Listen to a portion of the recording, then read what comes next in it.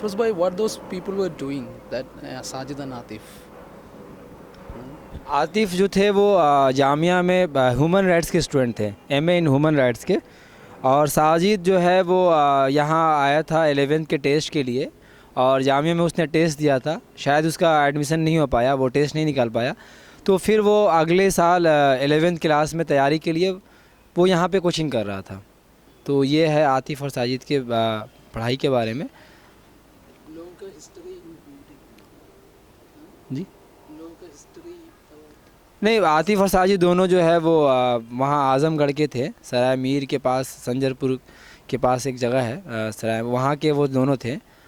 और दोनों स्टूडेंट थे। मैंने बताया कि आतिफ जो था वो ह्यूमन राइट्स का स्टूडेंट था, जामिया में एमए इन ह्यूमन राइट्स कर रहा था। और साजिद जो है वो 11th क्लास का टेस्ट जो है वो देने के लिए आया था यहाँ पे, और वो नहीं हो पाया तो फिर वो तैयारी कर रहा था।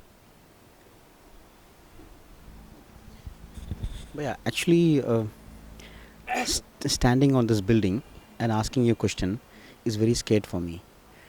The reason is the public and the police and IB.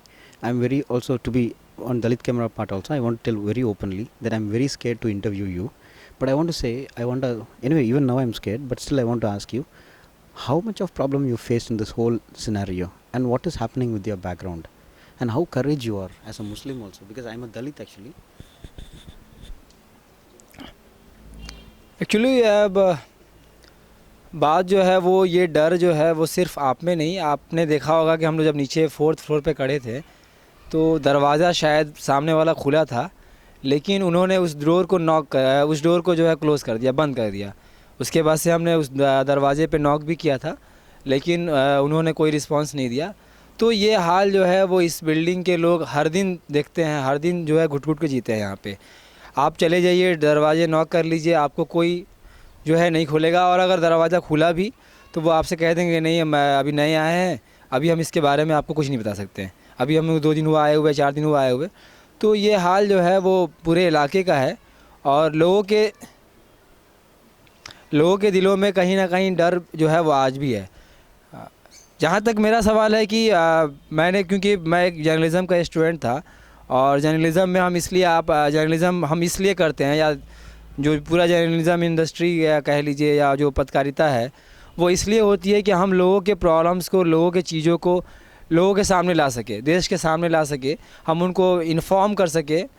तो ये सारी चीज़ें हैं। तो मुझे लगा कि हमारे पास एक टूल है आरटीआई, हम उसका इस्तेमाल करें। जहाँ तक मेरे बात है, मेरे घर से भी बहुत प्रेशर आया कि तुम क्या कर रहे हो, तुम्हें वहाँ दिल्ली में अब रहने की ज़रूरत नहीं है, तुम जो है वापस जो है वो घर आ जाओ। और मजबूरन मुझे घर भी जाना पड़ा। आरटीआई फ़ाइल करने के बाद ईद में हालांकि घर जाना था, लेकिन मुझे 1 हफ़्ते पहले घर जाना पड़ा, कि कहीं ना कहीं घर के लोगों को डर में था कि ये वहाँ जाकर कर क्या रहा है, पढ़ने के लिए गया था तो ये क्या कर रहा है। लेकिन मुझे लगता था कि क्योंकि मैं एक मीडिया स्टूडेंट हूँ, तो सच्चाई जो है वो लोगों के सामने आना चाहिए। और मेरे पास जो एकमात्र रास्ता था वो था आरटीआई, कि हम जो है वो आरटीआई से पोस्टमार्टम रिपोर्ट मांगे, हम आरटीआई से एफआईआर की कॉपी मांगे, हम जो है पूछे कि क्या हुआ था, ताकि वो सामने आए, अगर लोगों का जो शक है वो उसको दूर किया जा सके। अगर पोस्टमार्टम रिपोर्ट ये कहती कि नहीं वो इनकाउंटर जेन्युइन था तो ठीक था, सारे लोग उस बात को मानते, उस फैक्ट्स को मानते, लेकिन पोस्टमार्टम रिपोर्ट तो ये बात कहती ही नहीं है। उसके अलावा अगर पर्सनली मैं बात करूं, जब बटला हाउस पे जब चीज़ें आ रही थी तो 1-2 चैनल पे मुझे जाने का मौका मिला, तो मेरे शहर में भी कुछ लोगों ने देखा, मेरे छोटे से शहर में कुछ लोगों ने देखा, और उन्होंने मेरे फादर को कहा कि आपका बेटा जो है वो क्या कर रहा है ये सब, ठीक है, आपका बेटा तो अब गया काम से। तो मेरे फादर बहुत ज़्यादा डर गए, और उन्होंने घर पे आके मेरे घर पे ये कहा कि अफरोज़ जो है वो हाथ से निकल गया अब, ठीक है। वो जो है उनको कुछ नहीं समझ में आ रहा कि मैं कर क्या रहा हूँ, जबकि मैं अपने हक़ की लड़ाई लड़ रहा हूँ, लेकिन घर पे फादर ये कह रहे हैं। और वो उसी दिन से जो है बहुत टेंशन में आ गए। अगले 3-4 दिनों में उनको अटैक भी आया, माइनर अटैक भी आया, और कुछ दिनों के बाद वो चले भी गए इस दुनिया को छोड़ के। What is happening with this Muslim political parties which are very powerful? Like Congress is talking about Muslim politics, and like MIM, MSF, no, this Jamaat Islami, and also this parties there, Muslim League, and there are many Muslim parties. What is their stand and how do you? I don't want to comment on parties of you if you are not comfortable, but generally you can comment what are the political parties doing with this.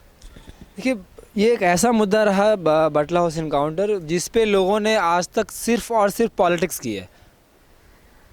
आपको जानकर हैरानी होगी कि सिर्फ politics हुई है। आपको जानकर हैरानी होगी कि एक पॉलिटिकल पार्टी बटला हाउस इनकाउंटर की वजह से ही वजूद में आया। उसका नाम है राष्ट्रीय उलमा कौंसिल। राष्ट्रीय उलमा कौंसिल जो है वो पहले बटला हाउस की लड़ाई को लेकर जो है वो यहाँ पे एक पूरी ट्रेन लेकर दिल्ली आते हैं और उसके बाद फिर जो है वो आमिर रशादी साहब जो है जाकर अपनी एक पॉलिटिकल पार्टी बनाते हैं। लेकिन ज़रा सोचिए कि उस पॉलिटिकल पार्टी का क्या हुआ। बहरहाल मैं एक जर्नलिस्ट की हैसियत से उस पार्टी के प्रेसिडेंट से मिलने आज़मगढ़ गया और मैंने अपना बाज़ाब्ता विज़िटिंग कार्ड दिया जिस पे मेरा नाम भी लिखा हुआ था, अफरोज़ आलम, साहिल नहीं लिखा हुआ था। और फिर मैंने उनसे बातचीत शुरू की। मैंने उनसे कहा कि आपकी पार्टी जो है वो बनी ही है, आपकी पार्टी के वजूद ही है बटला हाउस इनकाउंटर। उन्होंने तुरंत इस बात से इनकार कर दिया। नो, पार्टी जो है उस इशू पे बनी ही नहीं है। हमारे लिए तो बहुत सारे इश्यूज़ हैं मुसलमानों की। हमने कहा गुड, अच्छी बात है। तो मैंने कहा कि लेकिन बहुत सारे फैक्ट्स हैं, बहुत सारी चीज़ें हैं जिसमें बहुत कुछ किया जा सकता है। तो बोले क्या फ़ैक्ट्स हैं? तो मैंने उन्हें बताया कि पोस्टमार्टम रिपोर्ट जो है वो मौजूद है और उसमें बहुत सारी चीज़ें हैं जिसको स्टडी की जा सकती है, देखा जा सकता है। उन्होंने कहा हाँ, तो पोस्टमार्टम रिपोर्ट किसने निकाला? तो मैंने मतलब अचानक चौक, मुझे भी वो हुआ, हैरानी हुई। मैंने कहा किसने निकाला? वो एक बच्चा है साहिल, मेरे पार्टी का वर्कर है, उसने निकाला। तो इस लेवल की पॉलिटिक्स है कि मैं एक सेकेंड में, जिनको मैं जानता नहीं हूँ, पार्टी से मेरा कोई ताल्लुक़ नहीं है, वो एक सेकेंड में जो है ये बता रहे हैं कि अफरोज़ आलम साहिल जो है उनकी पार्टी का आदमी है। तो ये गंदी राजनीति है हमारे कम्युनिटी की। मुस्लिम पॉलिटिक्स अगर कहें तो ये कर रहे हैं। लोगों में जाके बताते हैं कि अफरोज़ आलम साहिल जो है वो हमारे पार्टी का आदमी है, हमारे पार्टी का वर्कर है, जबकि मैं उस पार्टी का कुछ भी नहीं हूँ, मैं जानता भी नहीं उन्हें। तो इस तरह की चीज़ें हैं। बाकी जो हमारे मजहबी ऑर्गेनाइजेशन है, रिलीजियस ऑर्गेनाइजेशन है, उन्होंने भी इस पर सिर्फ रोटी से की है अपनी। आप बहुत इंटरेस्टिंग, मैं नाम नहीं लूँगा, एक बहुत बड़े ऑर्गेनाइजेशन के प्रेसिडेंट से मुझे मिलने का मौका मिला 4 साल के बाद। मैंने एक स्टोरी में कर रहा था अपने वेबसाइट beyondheadlines.in के लिए। तो मैंने उनसे जाके पूछा कि आपके पास क्या फ़ैक्ट्स हैं? तो उन्होंने कहा कि लोग कह रहे हैं कि इनकाउंटर फ़र्ज़ी है, इसलिए हम कह रहे हैं। तो हमने कहा कि नहीं, अगर गवर्नमेंट आपको मौका दे कि आप आइए और बताइए कि क्या फ़ैक्ट्स हैं, तो आप क्या बोलेंगे? बोले अरे आप क्या अजीब सवाल कर रहे हैं, मैं कह रहा हूँ कि जब पूरी दुनिया कह रही है, पूरी पब्लिक कह रही है, पूरा बटला हाउस कह रहा है फ़र्ज़ी है। तो हमने कहा है कि भाई सिर्फ लोगों के कहने से सरकार बातों को नहीं मानती है। आपके पास कुछ फैक्ट्स होनी चाहिए, कुछ चीज़ें होनी चाहिए जिसको आप रख सके, कुछ पॉइंट्स होने चाहिए। तो उन्होंने कहा कि नहीं, ऐसा कोई पॉइंट नहीं है, आप पता नहीं क्या बोलना चाह रहे हैं। तो मैंने उनको बताया तो वो खुद ही हैरान थे कि भाई ये भी अच्छा, ये भी फैक्ट्स है। तो ये है, आप जो है इस इशू को लेकर पीएम से मिलने जा रहे हो, आप इस इशू को लेकर होम मिनिस्ट्री से मिलने जा रहे हो और आपके पास फैक्ट्स नहीं है। मुझे बहुत दुख होता है कि मैंने आरटीआई क्यों डाली थी? इसलिए डाली थी कि हमारी जो कम्युनिटी है वो इससे इन्फॉर्म हो जाए, उससे अवेयर हो जाए, उन चीज़ों को जाने। लेकिन आज तक मुझे जर्नलिस्ट के अलावा किसी ऐसे रिलीजियस ऑर्गेनाइजेशन ने कांटेक्ट नहीं किया और किसी रिलीजियस ऑर्गेनाइजेशन ने जानने की कोशिश नहीं की कि अफरोज़ जो है आपके पास क्या फ़ैक्ट्स हैं, आपके पास क्या जानकारी है, आप हमें भी दीजिए ताकि हम आगे इस बात को परस्यू कर सके।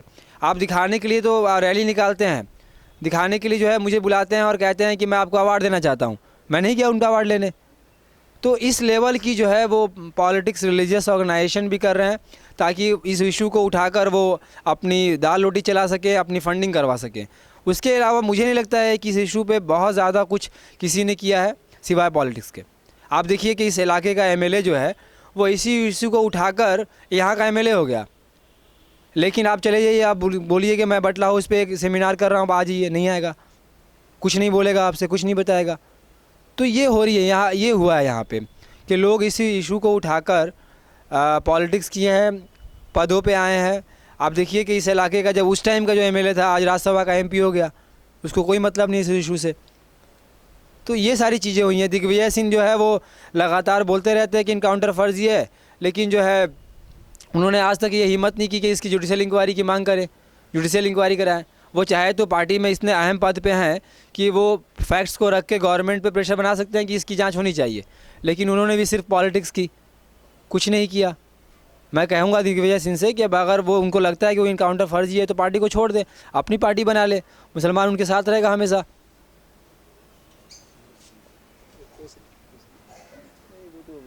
अपने कपड़े